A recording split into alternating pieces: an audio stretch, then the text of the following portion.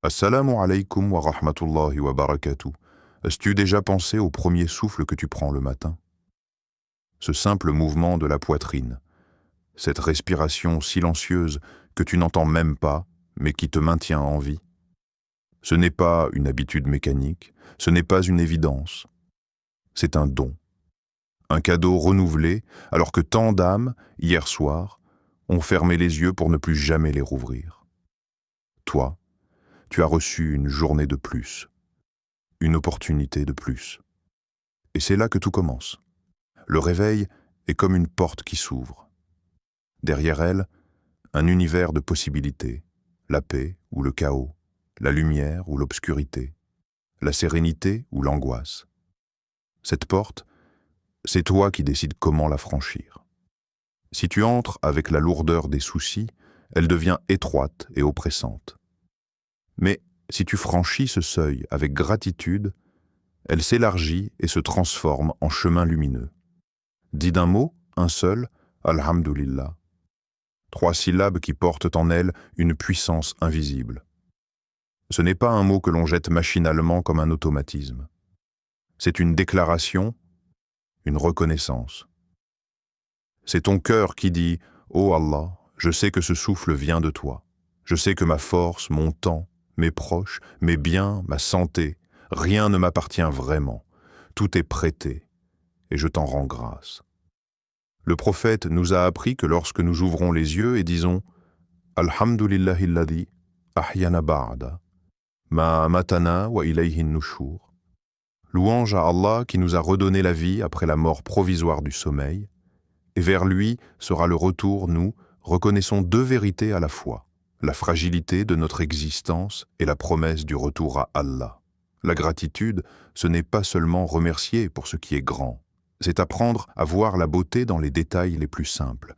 L'air qui gonfle tes poumons, l'eau qui rafraîchit ton visage, le toit qui t'abrite, la voix de ceux que tu aimes, le pain posé sur la table, chacune de ces choses est une faveur immense. Mais l'habitude nous aveugle.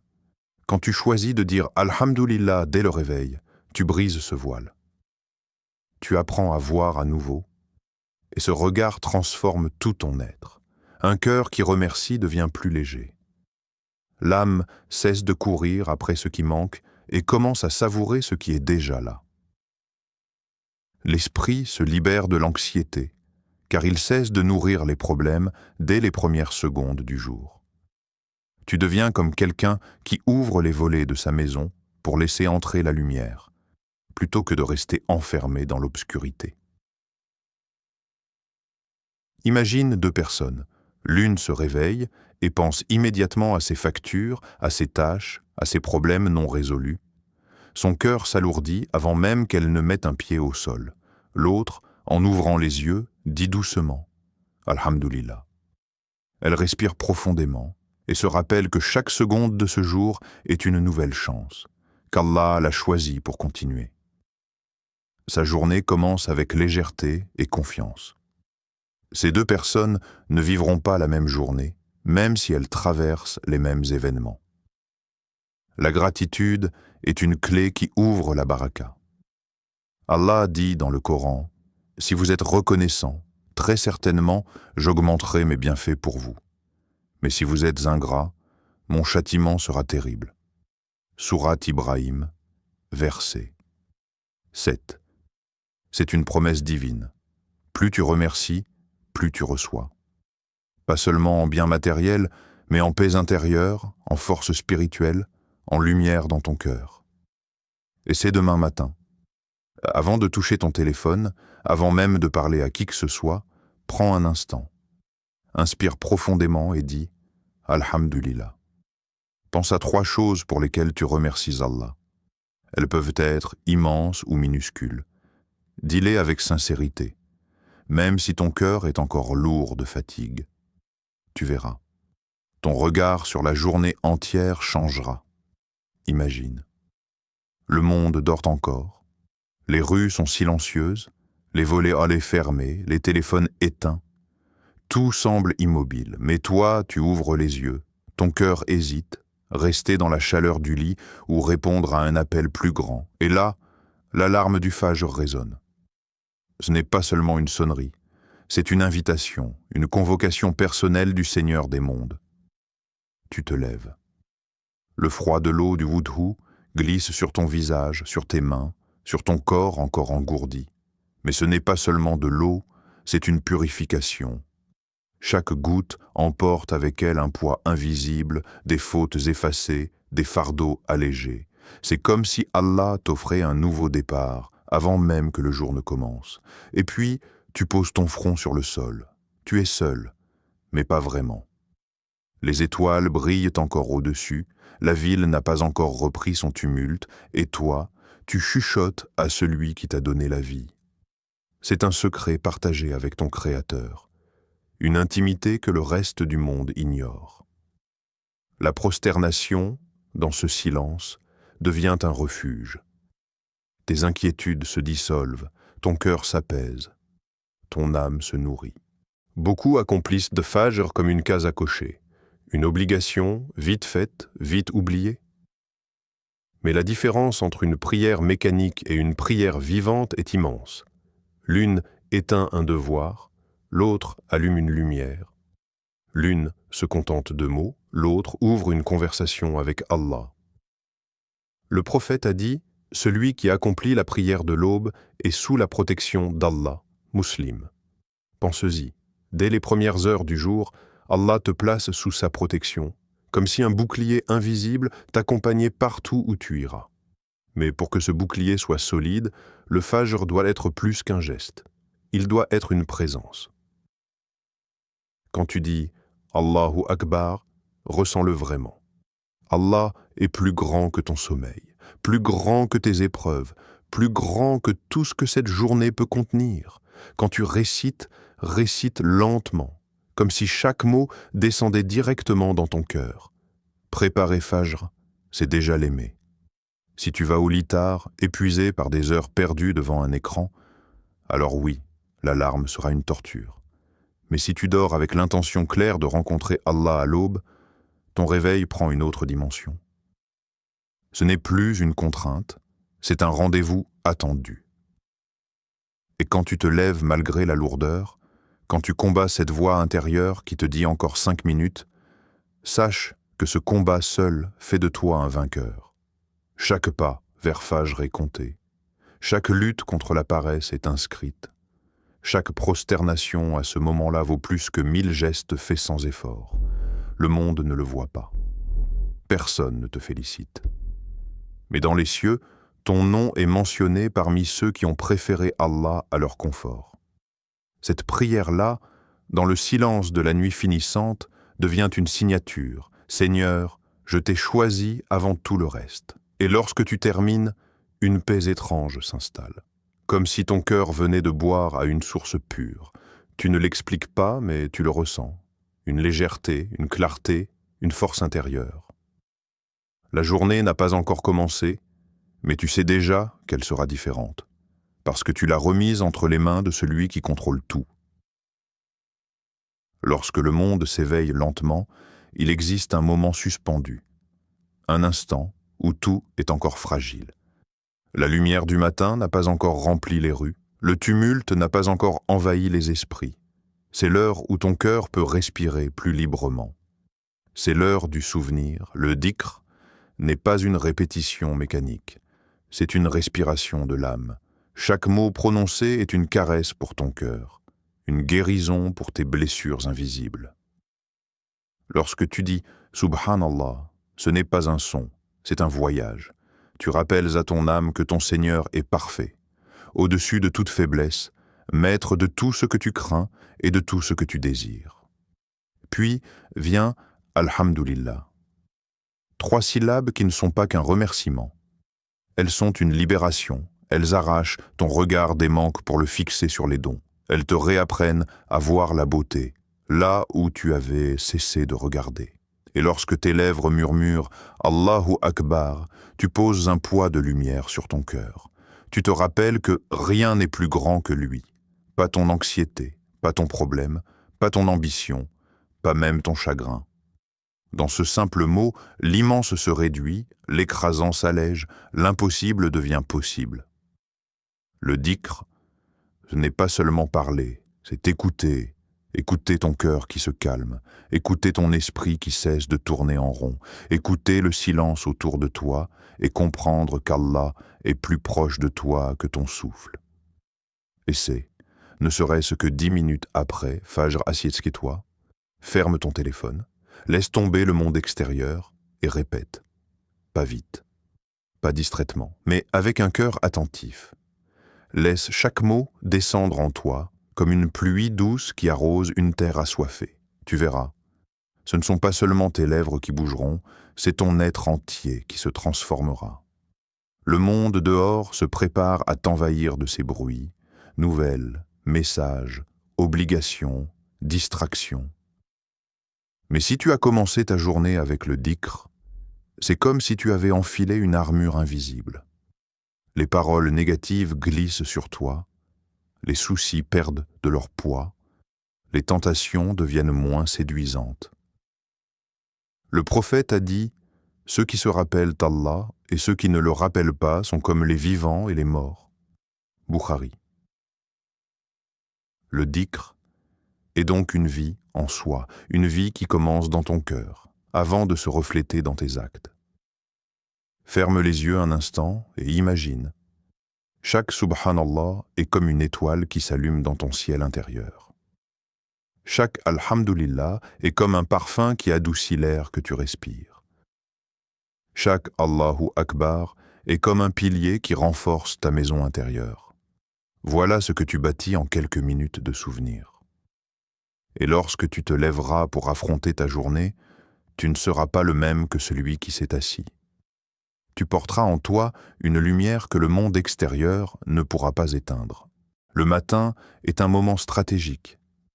C'est l'heure où l'esprit est encore clair, où le cœur est réceptif et où les distractions du monde n'ont pas encore envahi tes pensées. C'est pour cela que commencer ta journée avec le Coran peut transformer ton existence de manière profonde. Le Coran n'est pas un livre comme les autres. C'est une parole vivante, une guidance active, une lumière qui traverse les époques pour parler directement à ton cœur. Allah décrit son livre comme une guérison pour ce qui est dans les poitrines. Sourate Yunus, verset 57. Quand tu ouvres le Coran le matin, tu offres à ton cœur une médecine avant qu'il n'entre en contact avec les maladies du monde. Beaucoup disent « Je n'ai pas le temps de lire le Coran le matin », mais en réalité, il ne s'agit pas de quantité, il s'agit de qualité. Même quelques versets, lus avec attention et méditation, peuvent être plus puissants qu'une heure de lecture distraite. Essaie de te donner un objectif simple, une page ou même quelques lignes, mais lis-les lentement. Arrête-toi sur les mots. Pose-toi la question, qu'est-ce qu'Allah me dit à travers ce verset ? Le Coran n'est pas seulement un texte à réciter, c'est un dialogue. Et ce dialogue, si tu l'écoutes, peut redéfinir ton regard sur la vie. Prenons un exemple. Si le matin, tu tombes sur ce verset, Allah n'impose à aucune âme une charge supérieure à sa capacité Sourate Al-Baqarah, verset 286. Imagine commencer ta journée avec cette certitude. Aucun problème que tu rencontreras aujourd'hui n'est au-dessus de tes forces, car Allah l'a dosé en fonction de toi. Cette simple vérité, absorbée le matin, change ta posture face aux épreuves. Le Coran n'est pas seulement une lecture, c'est un filtre. Quand tu le lis en premier, tout ce que tu vivras ensuite passera à travers ce filtre. Les soucis paraîtront plus petits car tu te rappelles la grandeur d'Allah. Tes succès paraîtront plus humbles car tu sais qu'ils viennent de lui. Les tentations perdront de leur force car ton cœur aura goûté à une douceur plus profonde. C'est aussi une question de priorité. Beaucoup ouvrent leur téléphone dès le réveil. Notifications, réseaux sociaux, nouvelles. Résultat, leur esprit se nourrit en premier de chaos et d'anxiété. Mais si la première chose que tu offres à ton cœur est le Coran, tu l'orientes immédiatement vers la clarté et la paix. Le prophète a dit « Le Coran viendra le jour de la résurrection en intercesseur pour ses compagnons. » Muslim, Celui qui fait du Coran son compagnon, le matin fait de sa journée un chemin protégé et béni. Ne te dis pas « je dois attendre d'être expert en lecture ou en compréhension pour profiter du Coran ». Non. Commence là où tu es. Même si tu ne comprends pas encore chaque mot, fais l'effort d'apprendre petit à petit, de lire des traductions, de méditer sur ce que tu saisis. L'important n'est pas d'aller vite, mais de construire une relation régulière avec le livre d'Allah. Et rappelle-toi, la constance est plus aimée d'Allah que l'excès. Lis peu, mais lis chaque jour. Si tu prends l'habitude de lire le Coran le matin, ton cœur sera nourri avant d'affronter les tempêtes de la vie. Et tu découvriras que ce rendez-vous quotidien deviendra une source d'énergie intérieure que rien ne pourra remplacer. Arrête-toi un instant et pose-toi cette question. Qui contrôle vraiment ta journée? Est-ce toi ou est-ce le monde extérieur? La plupart des gens se réveillent, attrapent leur téléphone, se laissent taper par les messages, les réseaux, les urgences. Résultat, ce n'est plus eux qui mènent leur journée, c'est la journée qui les entraîne. Ils deviennent réactifs, prisonniers des événements, au lieu d'être maîtres de leur choix. Mais un croyant, lui, vit autrement. Il se réveille en sachant que chaque minute compte. Il comprend que la vie est courte, que le temps est un trésor et que chaque journée est une occasion unique de se rapprocher d'Allah. Voilà pourquoi l'intention est si puissante. Elle transforme une journée ordinaire en une journée pleine de sens.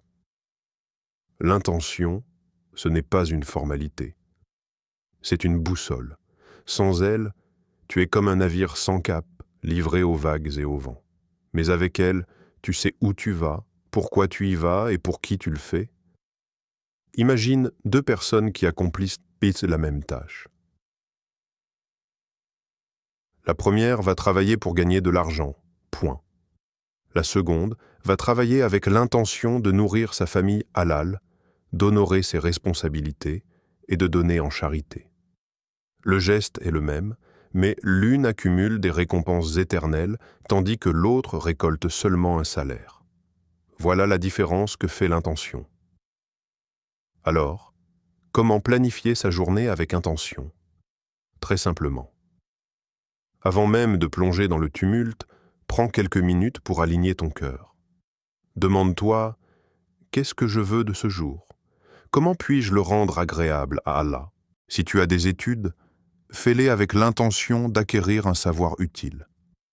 Si tu travailles, fais-le avec l'intention d'être honnête et excellent, car Allah aime l'excellence. Si tu prends soin de ta famille, fais-le avec l'intention de propager l'amour et la miséricorde. Même boire un verre d'eau, même sourire à quelqu'un peut devenir un acte d'adoration, si ton intention est de plaire à Allah. Et voilà où ça devient puissant. Quand tu planifies ainsi, tu protèges ton cœur de la dispersion et de la perte de temps. Tu arrêtes de courir après tout et n'importe quoi. Tu sais ce qui compte, tu priorises ce qui a du poids. Résultat, moins d'anxiété, plus de sérénité. Parce que tu n'es plus ballotté par les événements, tu les traverses avec un cap. Ne tombe pas dans le piège de croire qu'il faut une organisation millimétrée ou un agenda parfait. Ce n'est pas ça.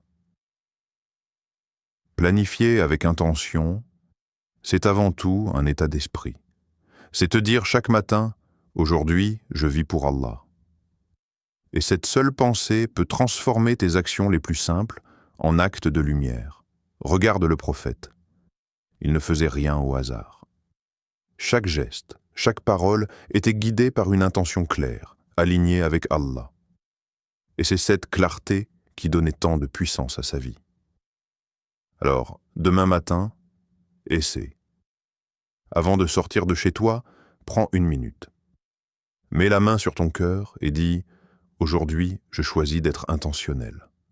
Aujourd'hui, chaque chose que je ferai, je la ferai pour Allah. » Tu verras que ton énergie sera différente, ta concentration sera différente. Même les obstacles te sembleront plus légers parce que tu sauras pourquoi tu te lèves et pour qui tu avances. Assieds-toi un instant. Mets ton téléphone de côté. Ferme tes yeux si tu veux. Inspire profondément et demande-toi, où en est mon cœur aujourd'hui? Souvent, nous passons nos journées à courir, à répondre aux attentes des autres, à gérer les obligations, sans jamais nous arrêter pour nous regarder de l'intérieur. Mais le matin, juste après avoir prié, après avoir invoqué, après avoir lu quelques versets, c'est le moment idéal. Ton cœur est encore fragile, ton esprit est encore clair. C'est là qu'il faut entrer en toi-même. Pose-toi des questions simples, mais vraies. Qu'est-ce que je ressens ce matin? Est-ce que je me réveille avec de la gratitude ou avec du stress? Est-ce que mon âme s'allège ou se charge? Ne fuis pas la réponse. Regarde-la en face, même si elle n'est pas belle. Puis tourne-toi vers hier. Pas pour te juger, mais pour apprendre. Qu'est-ce que j'ai bien fait hier? Qu'est-ce que j'ai négligé? Ai-je manqué une prière? Ai-je blessé quelqu'un par mes paroles? Ai-je gaspillé du temps? Ces questions ne sont pas une condamnation. Elles sont un miroir. Et parfois, ce miroir nous fait mal. Mais c'est ce mal-là qui nous réveille, parce que si tu ne prends pas le temps de te rendre des comptes à toi-même, un jour viendra où tu seras rendu des comptes devant Allah. Et ce jour-là, rien ne pourra être caché. Alors pourquoi ne pas commencer dès maintenant, chaque matin, à t'entraîner à cette honnêteté? Imagine-toi en train de feuilleter le livre de ta propre vie. Chaque matin, tu tournes une nouvelle page. Hier est déjà écrit. Aujourd'hui, tu as encore l'encre en main. Que veux-tu écrire? Une page d'oubli, de distraction, de colère? Ou une page d'effort, de sincérité, d'amour pour Allah? Tu n'as pas besoin d'y passer 1 heure. Parfois 5 minutes suite au CNUMI te suffisent. Assieds-toi et écris quelques lignes dans un carnet. Mets des mots sur ton état intérieur. Aujourd'hui, je me sens lourd. Aujourd'hui, je suis en paix. Aujourd'hui, je lutte avec telle faiblesse. Écrire, c'est donner forme à tes pensées. C'est sortir ce qui pèse pour pouvoir le regarder et enfin le transformer. Ne crois pas que l'autoréflexion est un luxe. C'est une nécessité. Beaucoup se perdent dans les mêmes erreurs, répètent les mêmes fautes, vivent dans les mêmes épanvues, dans les mêmes cycles, simplement parce qu'ils ne se sont jamais arrêtés pour réfléchir. Mais celui qui prend le temps de se questionner découvre ses failles et peut les corriger petit à petit. Et tu verras, quelque chose de subtil se produit. Plus tu t'examines, plus ton cœur s'adoucit. Tu réalises à quel point Allah t'a comblé malgré tes manquements. Tu ressens de la honte, mais aussi de l'espoir. Tu ne cherches pas à être parfait, tu cherches à être sincère. Et cette sincérité est déjà une lumière. Alors demain, avant de te jeter dans le flot des heures, prends ce moment. Mets-toi face à toi-même. Regarde ton cœur comme tu regardes un miroir. Accepte ce que tu vois et dis-toi, aujourd'hui je vais faire un pas de plus, pas énorme, juste un pas, mais un pas vers Allah. Alors, ne laisse pas ce moment passer. Mets un like pour soutenir ce rappel. Abonne-toi à Lumière du Coran pour recevoir d'autres rappels puissants qui allient foi et lucidité. Et partage cette vidéo, car peut-être qu'à travers toi, Allah guidera un cœur et sauver une âme.